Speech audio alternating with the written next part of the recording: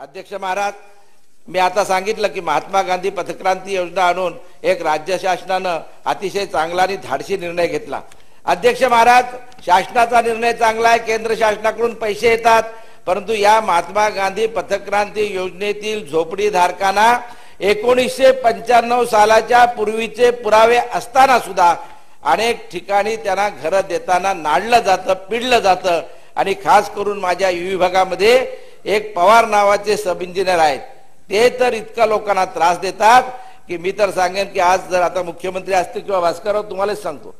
की ह्या माणसाला सस्पेंडच करून टाकलं पाहिजे,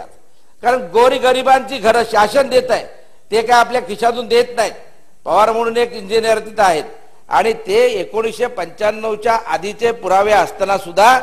त्या लोकांना इतका त्रास देतात की अनेक मीटिंग, कमिशनरकडे मीटिंग झाल्या, कमिशनर बरोबर बोलणं झालं, सगळ्या ठिकाणी वार्ड ऑफिसर बोलणं झालं,